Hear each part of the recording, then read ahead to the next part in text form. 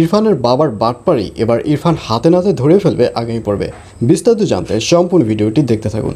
আসসালামু আলাইকুম প্রিয় দর্শক, সবার কি অবস্থা? হাজির হয়ে গেলাম দীপ্ত টিভির নিবেদিত দেনা পাওনা নাটকের ৭৯তম পর্বে কী সব ঘটতে চলছে তার অগ্রিম খবর নিয়ে।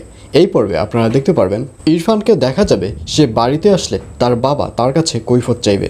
তার বাবা বলবে, তোমাকে যে আমি কাজটিতে পাঠিয়েছি তুমি সেই কাজটি না করে তুমি কোথায় গিয়েছিলে? তুমি কি পারিদের বাড়িতে গিয়েছিলে?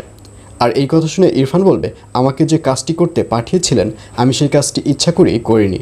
আর এই কথা শুনে ইরফানের বাবাকে দেখা যাবে সে অনেক বেশি রেগে যাবে এবং ইরফানের বাবা বলবে, কেন করনি? তখন ইরফান বলবে, এই কাগজটার ভিতর পারমিতার বাবার ব্যাংকের সকল ডিটেলস এবং পারমিতার বাবা যে ব্যাংক থেকে লোন নিয়েছো সব কিছুই লেখা আছে। এই কাগজটি আপনার হাতে কেন? আর এর জন্যই আমি কাগজটি দেইনি। আর এই কথা শুনে ইরফানের বাবা বলবে, তোমার এত বড় সাহস, তুমি আমার কাছে কৈফিয়ত চাচ্ছ? তখন ইরফান বলবে, আমি কৈফিয়ত চাচ্ছি না, আমি জাস্ট জানতে চাচ্ছি যে এই কাগজটি আপনার হাতে কেন। এই নিয়ে ইরফানের বাবা এবং ইরফানের মধ্যে বিশাল এক তর্কাতর্কির সৃষ্টি হবে আগামী পর্বে।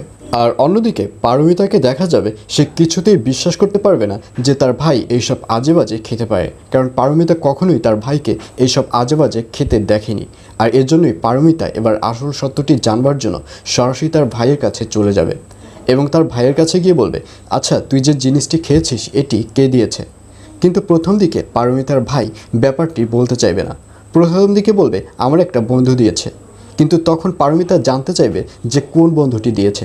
তখন পারমিতার ভাই আসল মানুষটির নাম বলে দেবে। পারমিতার ভাই বলবে, এটি আমাকে সারা দিয়েছে। আর এই কথা শুনে পারমিতা পুরো অবাক হয়ে যাবে। পারমিতা বলবে, কি বলছিস তুই? এটা তোকে ছাড়া দিয়েছে? তখন পারমিতার ভাই বলবে, হ্যাঁ এটা আমাকে ছাড়া দিয়েছে। আর এই কথা শুনে পারমিতা খুব ভালো করেই বুঝতে পারবে যে আসলে এই ঘরে ঝামেলাটি কে লাগিয়েছে। এবং এটি শুনে পারমিতাকে দেখা যাবে সে নিচে নেমে আসবে এবং পারমিতার মা জানতে চাইবে যে কি হয়েছে, ওর কাছ থেকে কিছু জানতে পেরেছে কিনা।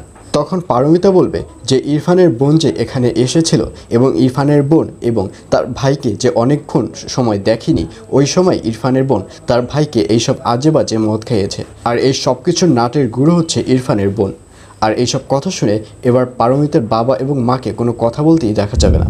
আর এছাড়াও থাকবে আরও আশ্চর্য সকল ঘটনা। সুতরাং সবাইকে দেনা পাওনা নাটকের আগামী পর্ব দেখার আমন্ত্রণ রইল।